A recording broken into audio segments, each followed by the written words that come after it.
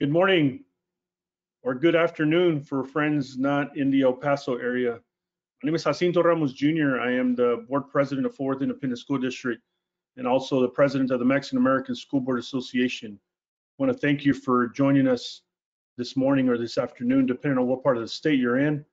We'll begin by saying that some of us are going to be wearing a splash of red. MASBA has declared January 25th as a day to wear red for #Red for Public Ed as a symbol of solidarity with the frontline workers in our Texas public schools. So know that you're allowed to wear red, even if you may not be able to show your camera with us today in listen mode, but we welcome you to support the work that we're doing today. We want to thank Dr. Duron from TASB, who's with us today. TASB, the Texas Association of School Boards, is sponsoring our webinar for today. And in the meantime, while he comes on, we turn in his camera and his mic on. We'll note that MASBA is going to be doing this for the next 10 weeks. So we'll be going until the end of March to continue the conversation of what we did starting last year. So as many of you that joined us last year, you'll recall that we started these webinars to have some real dialogue about what was going on in relation to our responses to COVID. I think that a lot of us were there for one another, and I can't thank you enough for leaning into that. Dr. Duron, I want to hand it over to you for a little bit. I'd love for you to say a couple of words on behalf of TASB as well. Well, thank you, Mr. President. I cannot tell you how glad I am to welcome everyone. Good morning or good afternoon from wherever your locale should be. On behalf of TASB, our CEO, Jim Crow, and our board, I just want to take this very short time to express our elation and appreciation for being a part of MASBA's journey. I've have a long relationship with both as a superintendent with TASB over the last 7 years with MASBA, and we're really impressed with the leadership now with President Ramos and Jamie taking over. Its vision and its mission is something that we certainly support and want to be a good support in the future for all MASBA activities. And hopefully one day we'll be able to have an emplazado together and see one another soon. We all look forward to those days. And I would be remiss if I didn't say we at TASB, we're like MASBA, we're in a continuous improvement mode. So anybody out there that feels like they have some input on how we can improve our services, both to school board members across the state and to MASBA, certainly I'd be delighted to hear from you. Thank you, Mr. President, and let's have a good webinar. Thank you. Good. Thank you, Dr. Duron. Appreciate you and appreciate TASB. We'll jump right in, my friends. Want to first of all, thank Dr. Jamie Mathias for setting everything up for us and getting us off the ground again. I want to thank the MASBA staff for the work that they've been doing during these times. So if the panelists will go ahead and turn your cameras on and your microphones on, I'm going to go around and ask you to briefly introduce yourselves to our friends that are joining us today. And I believe that we'll have a couple of our friends on the panel that'll be just a little bit late in joining us. So we'll begin with whom we have on our screens. Why don't we begin with the Honorable Ann Williams from Alief ISD and the Black Caucus. Welcome, glad to have you, and please tell us a little bit about yourself. Thank you, President Ramos, and thank you, MASBA, for this opportunity to share with you all. My name is Ann Williams. I have the pleasure of first serving as board president to Alief Independent School District, which that's in Houston, Texas. But I have a higher honor and pleasure to serve as president of the Texas Caucus of Black School Board Members for a second time. I am just looking forward to the conversation and engagement that we will have. I'm excited because once again, we have a collaborative effort that's going on with MASBA this year to connect and to speak the words of equity and provide influences in the area of race concerns.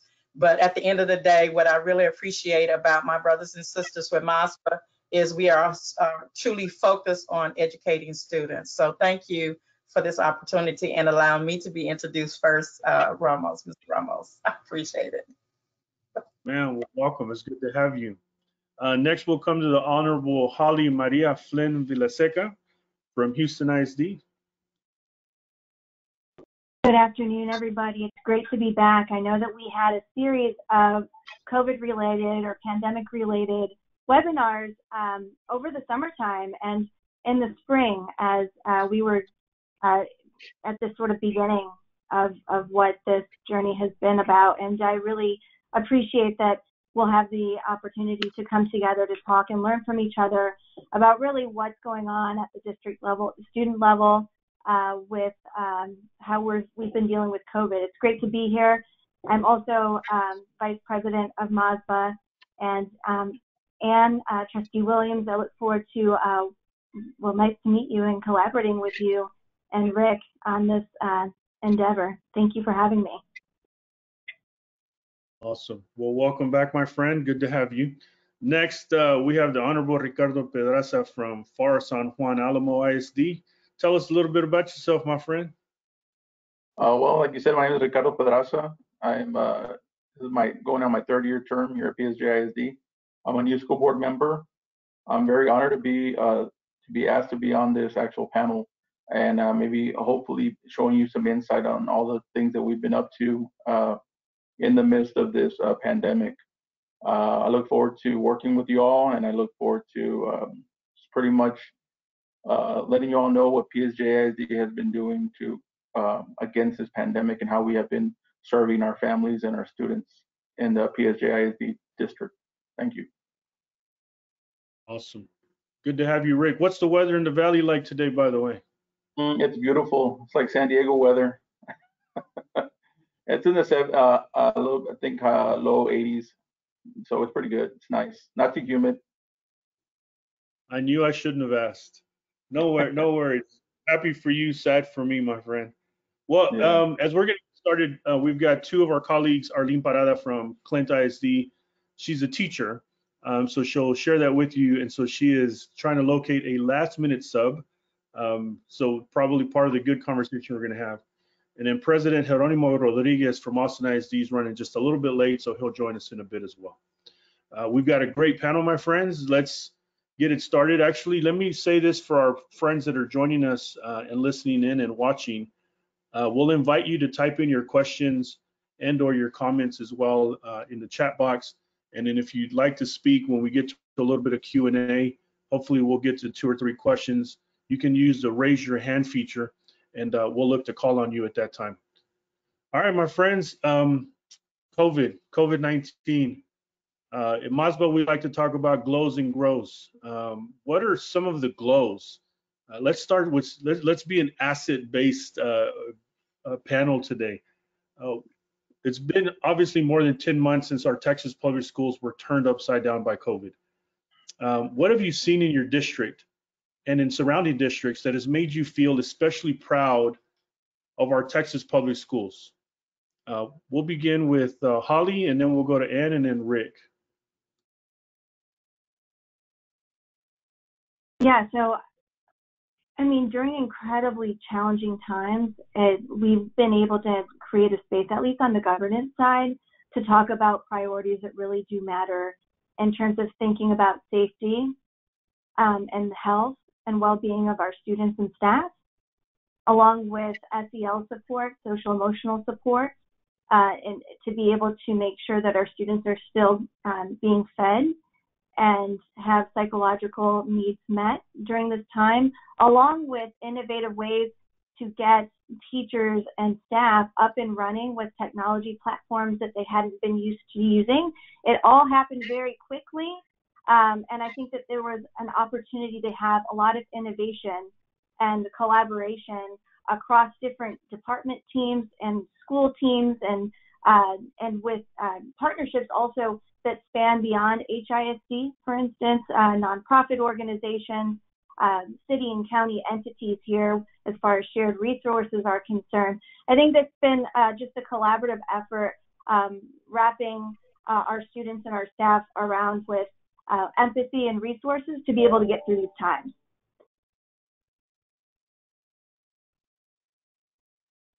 And I think as I reflect, a glowing moment would be just all those things that Holly just shared. I was just, she had me going kind of back and thinking. But one of the greatest glowing moments, I would say, from the governance side is this opportunity of boards to come together and really think of community as they are making plans and decisions. You know, to the extent that we were willing to stand up and really understand what local control means. And I think that what I've found throughout the state of Texas amongst most boards is this ability to work alongside their superintendent in order to come up with the best solution. And if they felt that it was not this whole collaborative environment of saying, hey, what are you doing in your district that I can bring to make better for the conversation in my district? So I think that in these challenging times, I think that school board trustees have really took a position on of putting aside the kind of petty things that people typically think of with trustees and really focusing on the work, focusing on how we're going to feed our students, focusing on how we're going to get technical devices to them, focusing on how to engage the students, focusing on how to even excite our educators and making sure that they felt safe. So I think that those are the glowing moments. We could talk about all of the other things, but the underlining things that no one ever thinks about, you know, I'm still giving nutrition staff high fives for the phenomenal things that they did and trying to encourage them that summer is coming. So we don't know, we may need you again. So that's what I can see as glowing. Rick, what are some glows over in PSJA and in the Valley? I think one thing, like, I want to add to my panel members is that the community just coming together. That's one thing, and putting, like Ann said, is putting those petty things aside and making sure that our most important thing was the health of our students, of our families, of our staff, and making sure that we provided, you know, the resources so we could have electronic devices for all our students, make sure that they were being fed, make sure there was points where they could pick them up. We put access points on our buses, making sure they had internet access in some areas where we didn't have any, in lower economic areas. So it's just coming together and just really focusing on what really matters. Like my panel members were saying is, and the whole thing is like everybody coming together and just focusing on the issues, which was are we going to educate our students, and how are we going to help our community, our families during this time. I mean, it's you know, and then also the social, emotional on both sides, on the students and the teachers. I mean, you know, teachers are working around the clock. Everything was just so fast and so new. We had issues trying to get electronic equipment. Luckily, we were able to get those, and it's just, we're still working on it. And then also our healthcare professionals that we have in the district, we really leaned on them. And as far as like the rapid testing, and we registered to become one of the first districts to be able to be a hub for the vaccinations. And we actually had a program that we partnered with Yalo County, like Holly was saying, partnering up with the counties and with the local entities, and figuring out ways how can we help our community during this time, testing and vaccinations and all that. So we're still working on that. And it's like, it's every day it's something new, and we just lean on our superintendent, we lean on our professionals. I'm just a school board member, and we're here to support them. We're here to make the decisions that need to be made in order to make sure that our families are safe, pretty much. Thank you. Thank you, panel. I'm going to come around and I'm going to ask each one of you a question, and feel free to expand and elaborate. And I'll begin with you. First of all, congratulations again, being elected the president of the Texas Caucus of Black School Board Members. Congratulations for that. And I think the state and all of us are going to be looking forward to your leadership in the role, continued leadership. We know that our Black and Brown communities have been hardest hit by this pandemic. Give us a perspective of the most pressing issues on the minds of our friends from the Black Caucus as you've been hearing it to this point. Yes, and thank you. Before I go any further, President Ramos, I want to make everyone aware that we do support the splash of red. Although I had to wear blue today, I am supporting the splash of red. Yes, thank you. So make sure you see, this is wonderful. Okay. Excuse me. So just to kind of share some of the challenges that we face now, that's beyond how we get them fed now. We have been in our environments of school for approximately 9 months, or we've gone through a second semester, so to speak.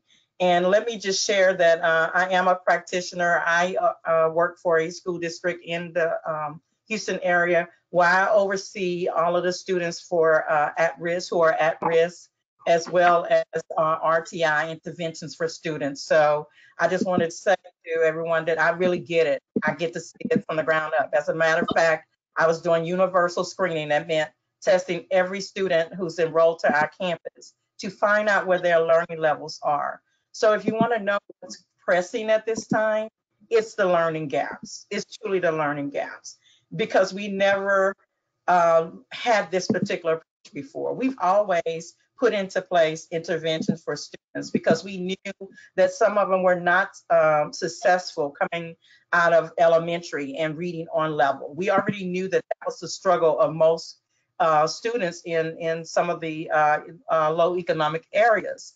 However, we've put into place programs and systems and employees to support those students.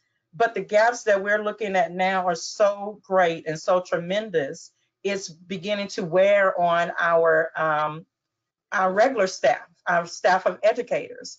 You know, we've taught them everything from, we provided professional developments for differentiated learning and things like that, and PSYOPs and those items to support specialized populations. But when you have an entire population, an entire enrolled campus, and you're not quite sure where they are, you have a pocket of students who are at home and committed in learning. You have students on campus committed in learning. But then we know that there's students who are coming to the campus, they're not learning. They're just pretty much escaping the situation that's at home, because we know that the poverty level is still an issue. You know, that the social emotional need or that attention, they get that from their teachers. So we know that they're here for that, and we welcome that. But that learning gap is there. And then we have this whole group of students who has not been engaged online, who we do not know where they are, but we still consider them enrolled to us. So the learning gap is a tremendous issue. But along with that, as I look at the students who are most at risk, it's the social emotional needs. It's very difficult to state that you're going to provide services for a student who may need to be diagnosed for ADHD, or maybe for some other 504 program. You cannot do that if those students are not attending school. It's very difficult. There are processes that you have in place in order to identify that. Even those students who struggled with behaviors beforehand. We're excited of the fact that we're not placing students in school and out of school suspensions. Those numbers are going away. But my largest concern is when those students come back, the supports have to be there for them. And if we're not thinking about them beforehand, then we might as well enter another tragic situation with those students. So if you're asking, from what I can see and the conversation that I'm holding with my caucus members, how are we going to secure this learning gap? Because, a lot of parents are not going to understand when you say Johnny can't pass to the next grade because he hasn't mastered. So as board members, we're going to have to take a stand and decide how are we going to address that without having a negative impact with our parents and with our students. Okay. And thank you so much. Yeah, and the beginning of our COVID conversations was we were, and rightfully so, we were so focused on the well-being of our children, of our staff, and of our communities. And as you described, thank you, Ann, for bringing that up, right? The learning gaps that we're now facing. I know that that was a conversation as well, but as hopefully we're on the back end, hopefully, then we're definitely going to have to find some ways to be able to address that. By the way, we want to welcome President Jeronimo Rodriguez. Welcome, glad you're with us, my friend. If you would just very briefly give a brief intro about who you are and why we love Jeronimo and wanted you on the panel as well. Well, good afternoon. My name is Geronimo Rodriguez, and I serve as the president of the Austin Independent School Board of Trustees. I was the first in my family to graduate from college, from high school, college and law school.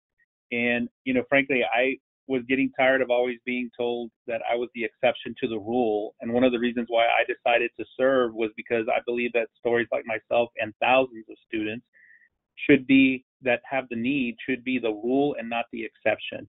And I think that's important, especially around what Ann just mentioned around learning outcomes, student outcomes. We have to be so radically focused on student outcomes and ensure that we're having the right conversation for our students, not the adult conversations that we're much more comfortable in having. Awesome. Well, welcome, Jeronimo. We're glad you're with us. We'll come to you for the next one. The question, you're leading the public schools in our state's capital, where our legislative session is now taking place, and you work in healthcare. Can you give us your perspective on this pandemic and its effect on Central Texas as legislators now convene in your city?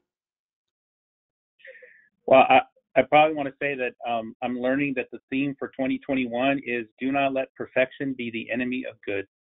There is so much going on both in healthcare and education to try to address the needs in our community. And I think that's really important to recognize that we have that happening, whether it's in the state capitol or any one of the over 1,000 school districts or the hospital systems or healthcare systems across our state of Texas. So I just want to recognize and acknowledge the hard work that's happened there.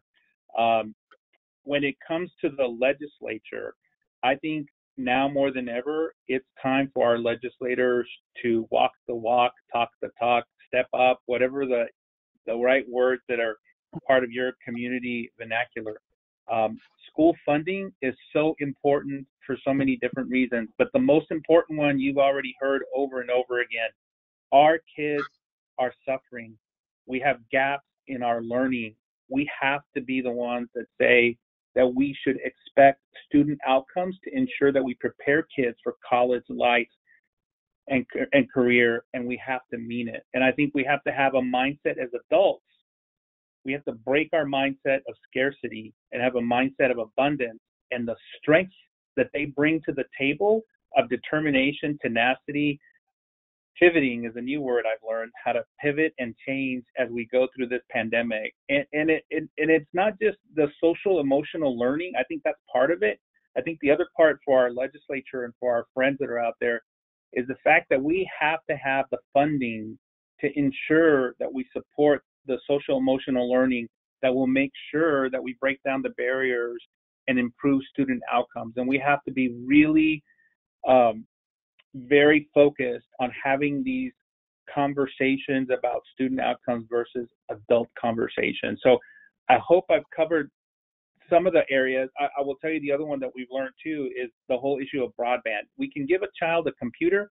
We can give a child a computer that has access to the internet, but if they don't have broadband or Wi-Fi in their particular part of town, which for the kids that we know should be the first and not the last, we know that's an issue and a gap. And so investments in both broadband, in social emotional learning, in studying how to remove the disparity gap of suspensions in our school system, all of those things together. It's not one or the other, a silver bullet. It's all these things together.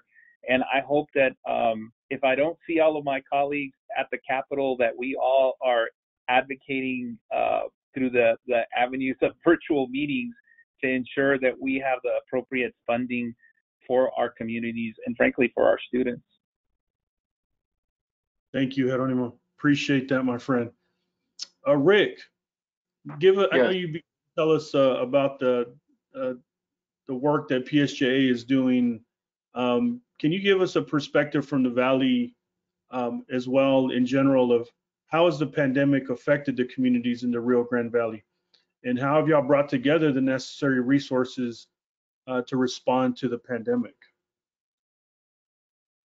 So really the Valley, like it's been hit pretty hard, especially with all, economically, a lot of small businesses been affected.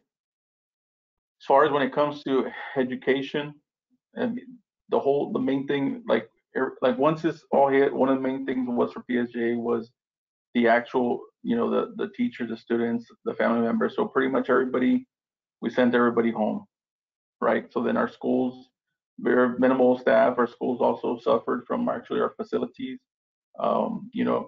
Simple things as cutting the grass and stuff like that. So, that had its issues as well. But once we were able to kind of set things into place, place all the PPE, actually get to see how we could, stagger staff and everything, things started moving. We started getting things back in order. We started getting more information as the COVID thing hit, went through. So, but we pretty much did keep all our students at home. So all instruction was online. We did have issues with the broadband in some areas, like Dr. Rodriguez was saying that. So we ended up buses. We retrofitted buses with access points that we're able to park them in certain areas that students can get broadband. I know that the county, we did a partnership with the county. We're actually going to set up towers in our school district and right away of our school district, so we can reach out in the case of emergency, and those will be used for both students and for the county workers. So it was just a whole thing, partnership. And then I know the city of FAR is starting, they're working on a broadband for the whole city of FAR, which is going to be part of the city. It's something that they're working with legislation. And I know you talked about meeting with our senators and with our representatives. And that's one thing that we've been doing as well on the back end, is that we do need finance. And that's one thing it's on everybody's mind, how it's going to be, how we're going to get funded, right? So we did also, like Anna was saying, that we had 1,000 unaccounted students. We didn't know where they went. We but that's what we're working on. We have 32,000 students. So I mean, that's 1,000 students, but still 1,000 students are, who knows what education they're getting or where they're at. So we're working on trying to make sure to get that solved. And then right now we currently have, like you said, we have a minimal students coming to our schools, and then we have online teaching. But that thing is, like, some teachers, it's like either online or, so it's just a strain on our staff having to be in harm's way, even though we have air purifiers, all the PPE, even though that, you still have that in the back of your mind, like, am I going to get COVID or am I not? So, but as far as the Valley, I know the county did do a lot of closures, and they, depending on how it was going with, I guess the cases of COVID, that they would close it down or restrict certain things. But I mean, we just been rolling with the punches and adapting and pivoting, like Dr. Rodriguez said. It's still, we recently started giving out vaccinations, so that's a plus for some of our employees, and hopefully we'll have all our employees vaccinated soon. But still, then, we're working with it, and we're just hoping for the best and doing what we can for our community. So that's really what's been happening. Thank you, Rick. Holly, you're in the state's largest district. What have the challenges been like, and what are you seeing over in the Houston area?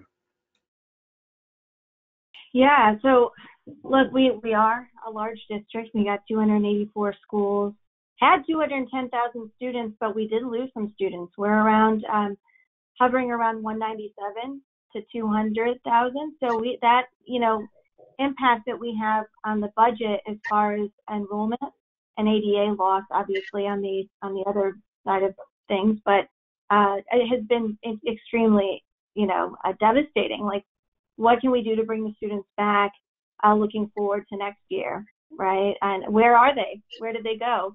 But that's been incredibly important.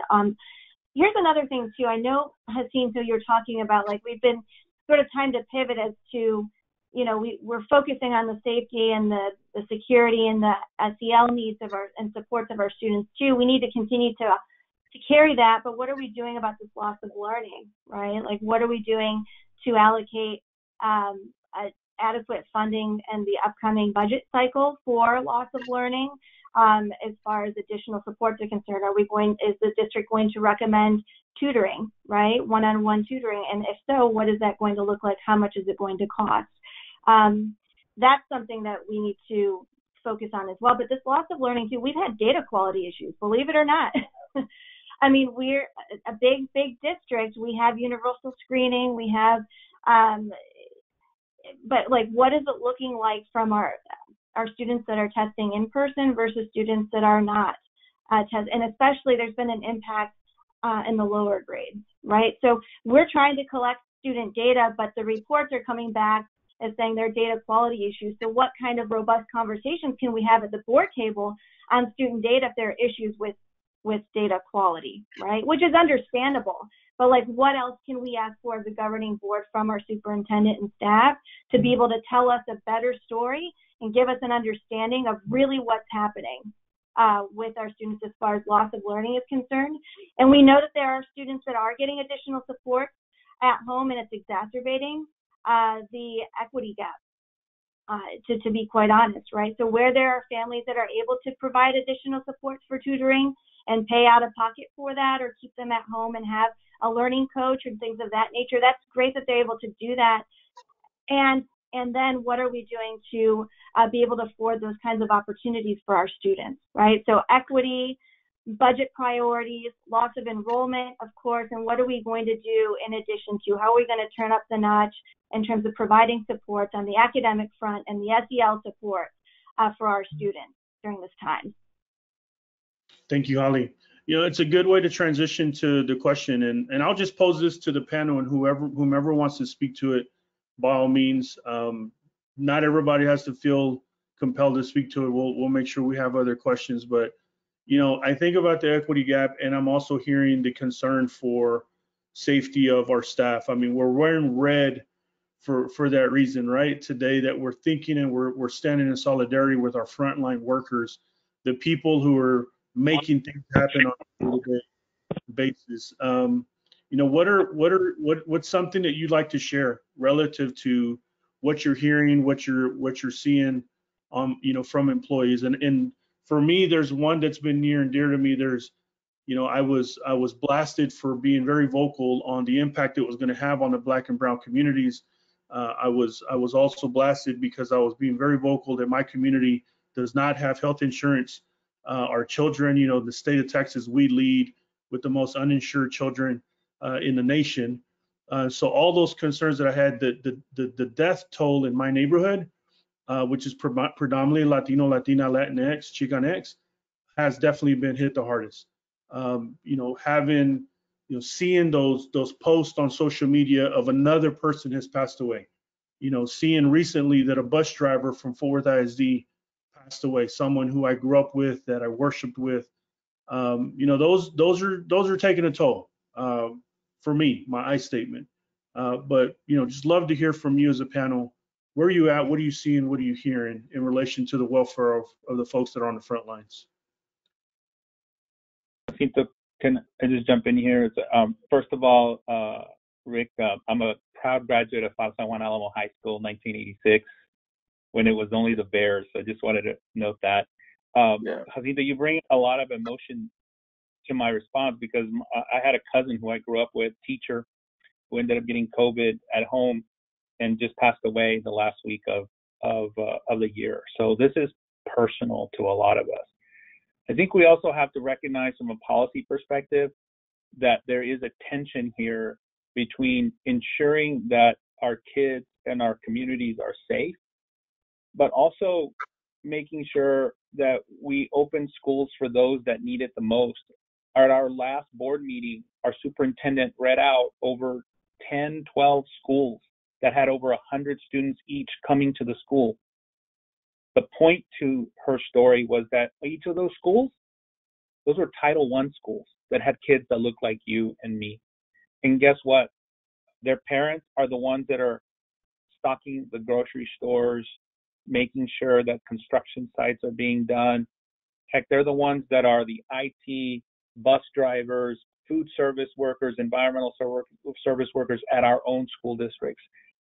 What I will tell you, what I, in the I statement, what I have considered doing and have done is advocate for our school staff to be vaccinated sooner than later. And to date, we've had over 1,200 school staff that have been vaccinated through either a partnership with our healthcare organizations because they were partners and had provided the nurses, they were able to help with that. We also partnered up with our county judge, who's obviously our emergency response leader, and created a vaccination clinic that helped not just the Austin Independent School District, but he was able to lead and offer the vaccination to the other 3 school districts in the eastern crescent of Austin. And if you're not familiar with Austin, Manor, Pflugerville, and Del Valle are in the eastern side of town. And the clinic was really more for the 4 or 5 zip codes that are hardest hit with death in COVID. On February 6th, we will have the second shot clinic in that area. And so I keep reminded, and I can't remember who said this, when you're dealing with a crisis, you have to do the most good for the most number of people at the most that you can. And that's what I think we're trying to focus on, is that the vaccine is not a silver bullet, but it is one part that we have to make sure that we're advocating outside of the 4 walls of the school district for. It's not the only thing, but I think that's one of the things we haven't talked about. And so I wanted to make sure that in your particular areas, collaborating, advocating, speaking up to your county judges and your mayors of your largest towns that are the heads of these emergency operations who are receiving now the vaccines, albeit it's not perfect, but it's going to get better. It's advocating to them to get that vaccine is going to be so important, especially the hesitancy issues that are rightfully in our communities. And we just have to make sure that we're addressing their information with facts, or their concerns with facts.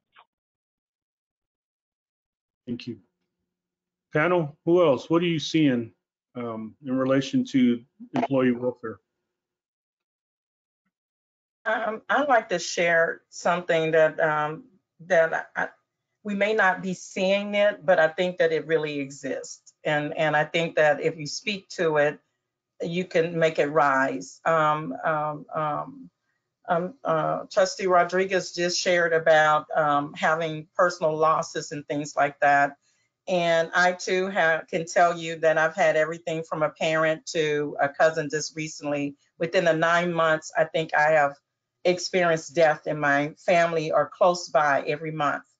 And when I look at that, and it's to the point that I'm almost not wanting to share with people, oh my God, I've had a loss again, you know? And I think that if I feel that way as a trustee, I can only imagine those who may not be in the position that I'm in to have a voice, to be able to share the losses that they are experiencing, you know? So when we talk about meeting the social emotional needs of students, there's not enough conversation about meeting the social emotional need of your staff who has to support your students. You know, I think that we are all working, even as trustees, in this numbness, so to speak, that we are hearing things that are happening and we're like putting a pause on it because we have to go and rescue something else, just as much as the frontline workers are. So I think that though I haven't heard about it, I believe that it truly exists, and that somewhere we would have to expand this social emotional, which we to be very honest, though we put SEL out there, it's just a chance that it's going to even be funded, to be very honest. We would have to really fight tooth and nail for that. And some of the other things in equity, President Ramos, that I got to thinking about is, as we are talking about funding and the possible shortfall, I heard someone speak over the weekend that said, oh, the shortfall is not as large as it was predicted before. Well, just because it's not as large as it's predicted before doesn't mean that it's not going to impact some of the programs and the needs of our students. So we have to be very, very conscious of that thought. and take a stance in a position, just as we stood and said that we were going to do whatever was best for our students and staff as far as for their health and well-being, despite whoever else external of your local districts.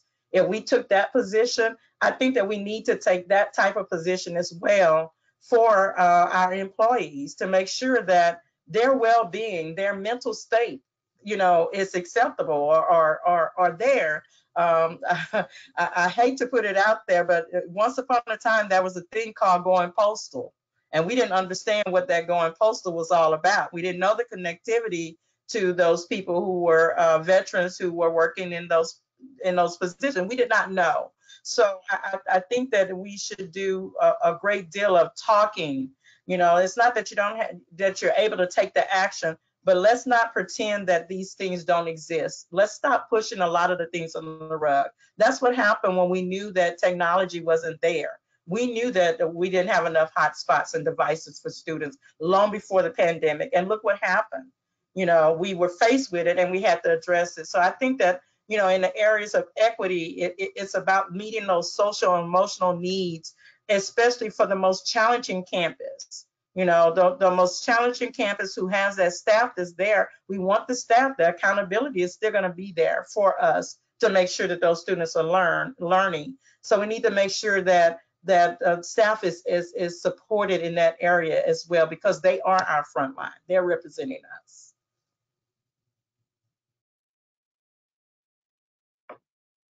I'll go ahead. One thing that as leaders that we need to rise to the occasion. I mean, we need to like Ann said that when faced with a problem of not having electronic devices, we rose to the occasion and we found a way to get those electronic devices, even though everybody in all the United States was trying to get electronic devices.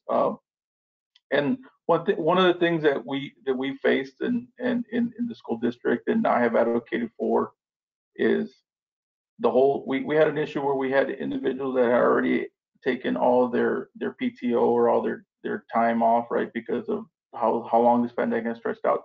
So we introduced policy to help that, to mitigate that.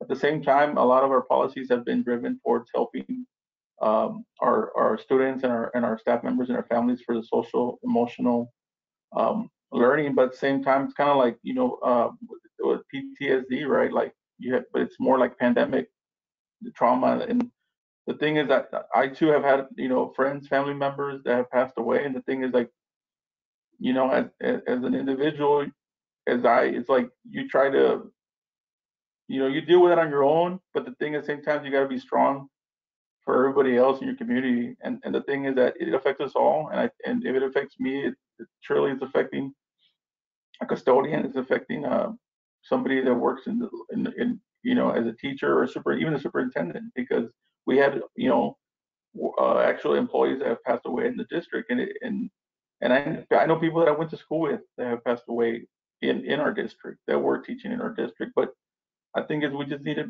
like, one thing is it's easy to say we need to be strong, but the thing is that it affects everybody, and it's just one of those things where I think everybody's just trying to do the best that they can with what they have. And I think we continue doing that and we continue working together as a united front as far as the whole funding situation goes. I think we should be able to let our politicians and the people that make decisions to provide us funding, to make sure that education is something that is not something that they can neglect. As far as we need the budgeting that we need for our students, especially with the gap in education and this whole year, and the students that have not been accounted for, and the students that are not, like, that don't have the ways and means to have tutors and have all that. And we, like, one thing, and then as well as making sure that our employees are taken care of as well, because it's traumatic, to them, this whole thing that's going on. I mean, it's new to everybody. So who knows how it's going to affect us in the future? But that's pretty much what we're doing, is we're trying to figure out a way to make sure that we change policy as we need to change it for the best of our district. Thank you, Rick. Yeah, I mean, I think that's the word, right? The trauma that's being inflicted, the the thing that I never thought I'd have to deal with, nothing close to this when I first ran for office, right? I know that I get to share that with fellow school board members around the state and around the country. None of us asked for this type of responsibility. Thank you, panel. I do want to remind our friends that are joining us, you can ask questions. And Dr. Matthias, I'm going to lean on you to help me monitor the questions in the chat or in the question box. I'll go to another one in the meantime while we wait to see if we have any questions from our friends. I think of my friend Angel Magallanes, who I know is on here. He often gives me good feedback. He says, "What are the answers, bro? What are the solutions?" Right? Like, talk about those. And I think that we have an opportunity here with the legislative session taking place, as we talked about with Jeronimo. What's a message that you have for any state or federal leaders who might be listening to this webinar? And I'll open up the floor if whoever wants to jump in there first.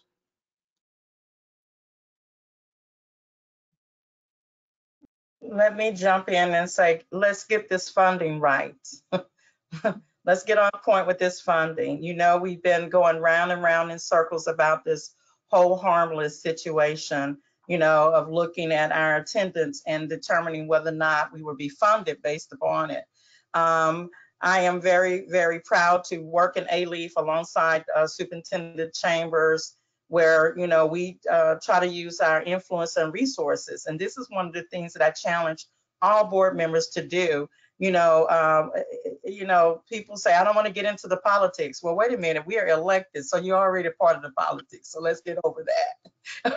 Okay. But the other thing is, use your political power to make sure that you can advocate beyond. It's one thing that we are local board members, but really and truly, we have to rely upon that state advocacy or challenging those representatives that are there and making it important to them to being that voice to let them know what's important to my area. When we talk about local control, we're really talking about local control. What is very important to me in A-LEAF may not look the same as it is in HISD. However, there are some commonalities there that as a unified power, we can make a voice and truly get some leverage. So I would say, let's get this funding right. Let's have a real conversation on funding. Let's not play the game. Let's make sure if you're going to hold us accountable for educating the students and using STAR, then I need to hold you accountable for giving me the funds that I need to make that happen. Okay. I'm pretty sure I saw a lot of head nodding. Holly, I know we have many of conversations. I got to call on you, my friend. This is the topic that you're passionate about as well. So, Holly, I'm not gonna ask. I'm gonna volunteer you. What do you think, my friend?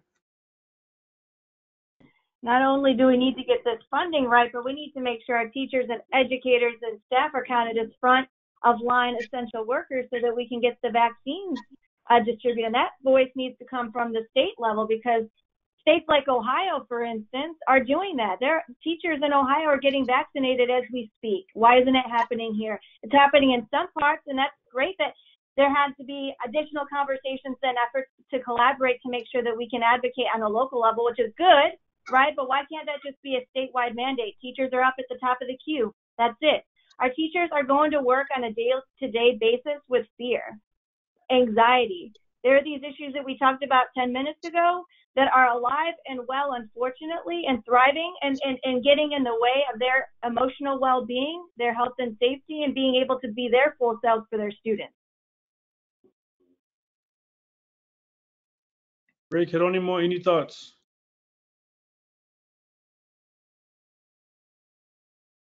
He's on mute. Oh, sorry, I was on mute there. I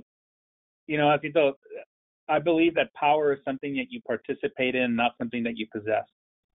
And at the local level, I think it's important us to speak truth to power.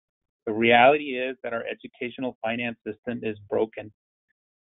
It's not, the courts have said that it's constitutional, but politically speaking, Austin ISD is a canary in the coal mine. We have $1.6 billion in taxpayer dollars that we receive. We just wrote a recent check for $600 million to the state for recapture. And every year there's tweaks and twists and turns around the edges. And I think at some point, I'm not sure that the conversation is there yet, but we have to have a statewide conversation of what it means to have equitable funding for every single child, especially those that look like all of us that are on this webinar. That's so important. But until then, I think that each one of us has the power to speak up and raise up our voices and talk about issues like the hold harmless issue that Ann just talked about in terms of the immediate need. In the long term, the full funding of the educational funding that happened the last legislative session needs to happen this session. And we need our constituents and our elected officials to all raise our voices and ask for help. If I haven't learned one thing about the pandemic and social emotional learning, is that I have to be ready to speak up and ask for help. And we are asking for help from our state leaders to help fund our school systems to ensure that we can address our local needs. If I would have thought like you did, Jacinto, we've done 1 million meals for our kids and our community for food. That doesn't even get to the educational gaps, but the same thing with the broadband issues. There are so many issues that if we would just get out of our own way sometimes and just meet the needs of the community, we would be far better off. And I think that's for us and for our communities to raise up our voices. Awesome. Well, I think this is a perfect time for our leaders to rise up, to meet the challenge, especially in our Texas legislation, to make sure that we get the funding we need. And I just wanted to say, in the words of Jerry Maguire, they need to show us the money. Show me the money. That's what they need to do. And it's unfortunate the situation we're in, but this is a time when these politicians need to rise up and make sure that the funding that we need gets to all the school districts that need it. Awesome. Well, panel, Ramos, I want to share real quick too that this whole thought of, the federal government is doing its job to make sure that in the CARES Act that we receive everything. We want to make sure that money doesn't stop at the state. We know that money is being released. And not only that, we want to make sure that our legislators understand that this is not just an immediate issue. This issue of learning gaps is going to be with us for a while. We're not going to overcome this just because a new school year is going to come around. So when they think of funding, this is what we're talking about. We're not talking about just pay us back the money that we've already spent. This is really give the support. If you want something in return, and we've done a great job in providing as much data as they need, and we're, no one's pushing back. We understand the changes with STAR, but we're still saying you're going to have enough data to know where we are. You're going to have enough data to know that, yes, the learning gaps exist. So take the funding that is being pushed down to you and distribute it fairly and equitably to those who are needing them, and really listen to why we're saying that we need it. We're not just acting with our hands out. We're bringing data to support that we need that funding. So I just wanted to make sure that we added that. Awesome. Thank you. My friends, we are down to the last couple of minutes. We start on time, we finish on time. Just want to make a quick note before I come to a quick checkout from the panel. Hopefully you'll be joining us in the coming weeks. Next week, we're going to have President-elect Ana Cortez from Manor ISD as she hosts a conversation with the advocacy leaders on education and equity issues during the 87th legislative session. We'll host reps from TLEEC, IDRA, MALDEF, Every Texan, and TASB. We'll have opening remarks by Senator Jose Menendez of the Texas Senate Hispanic Caucus and State Rep Mary Gonzalez of the Mexican American Legislative Caucus. Free and open to all, so spread the word and share the links. With CECs for the trustees of the MASBA member districts. Spread the word and join us on Mondays at noon. And if you got any more questions about MASBA, holler at us. We want to give a quick shout out to Trustee Trish Bode of Leander ISD for sharing a link about trauma-informed state info from the Governor John Carney of the state of Delaware. Appreciate you for that. And also Maria Andrade in New Jersey for sharing your time with us as well. In MASBA, we do a one-word checkout on how we're feeling. And the reason we always zero in on the feeling is because the feeling is the transformation zone. And so this is also heart work. And we've all got no doubt, we all have a lot of love for advocating on behalf of young people in our communities. So I'm going to go backwards this time. I'm going to, Rick, you've been almost last on every question. So I'm going to begin with you, my brother. One word, how you feeling, in like a 30-second expansion, if you'd like. Faithful. I feel faithful that we're going to get through this, and we just need to continue working on it. I'm a civil engineer by trade and problem solver. And I just think if we all work together and we all have one common goal, which is to get through this, we should get through this. So I have faith that we will persevere, even though this pandemic has been has affected many different facets of our lives. But I have faith that we will get through this. Awesome. Thank you, Rick. I'm glad you were able to join us today. Much love in the valley with your beautiful weather. Coming Yes. next to my friend Holly in Houston. One word, check out how you feeling in 30-second expansion, if you'd like.